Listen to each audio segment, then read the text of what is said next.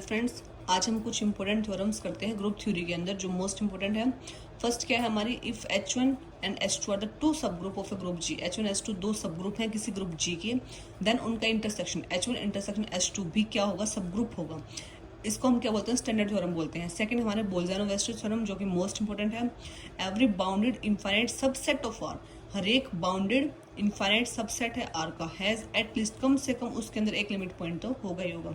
Third है Lagrange theorem. क्या बोलते हैं थ्योरम, इफ जी एक ग्रुप है ऑर्डर एन का, एक ग्रुप जी है जिसका ऑर्डर एन है और H is of order M, H का जो ऑर्डर है एम है, वो क्या है, एक सब ग्रुप है।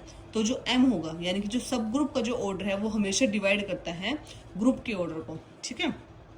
और द ऑर्डर ऑफ ए सब group of a finite group is divisor of the order of the group, इस तरीके से भी वो लिख सकता है। या फिर order of H divides order of G, यानी कि एच का ऑर्डर हमेशा ऑर्डर ऑफ जी को डिवाइड करता है। नेक्स्ट पॉइंट हमारे पास क्या है, every cyclic group is abelian. हर एक साइक्लिक ग्रुप तो एबिलियन होता है, लेकिन जरूरी नहीं है कि हर एक एबिलियन ग्रुप साइक्लिक ग्रुप हो, ठीक है। नेक्स्ट पॉइंट क्या है,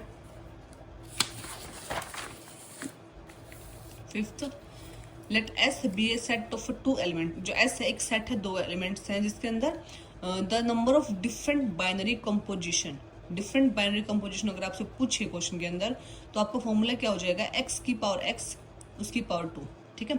number of different binary composition in A set having x element, अगर एक्स एलिमेंट हो तो एक्स की पावर एक्स उसकी पावर 2। यहाँ पे दो एलिमेंट है तो 2 की पावर 2 उसकी पावर 2, यानी कि 2 की पावर 4 और वो 16 बन गया, ठीक है। नेक्स्ट क्या है, लेट जी भी एक ग्रुप, एक जी कोई ग्रुप है और एक ए एलिमेंट है जो इस जी से बिलोंग करता है, उसका एलिमेंट है जिसका ऑर्डर एम है। एक जी ग्रुप है, उसके अंदर एक एलिमेंट है ए और उसका ऑर्डर है एम।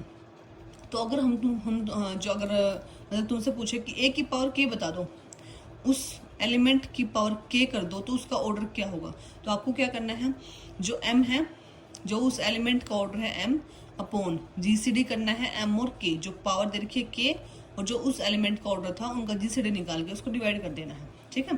जैसे क्वेश्चन में आपसे पूछा गया इन ए ग्रुप जी, एक ए एलिमेंट है जिसका ऑर्डर कितना है 30 दे रखा है, तो ऑर्डर ऑफ ए की पावर 18 आपसे पूछ रहे हैं, तो एम कितना हो गया, ऑर्डर कितना हो गया 30 और के कितना हो गया 18। तो ऊपर ऑर्डर ऑफ ए की पावर 18 पूछिए तो ऊपर तो लिखना है 30 है, तो ऑर्डर 30 है और जीसीडी 30 और 18 का कितना बन जाएगा 6, तो 30/6 इक्वल टू 5।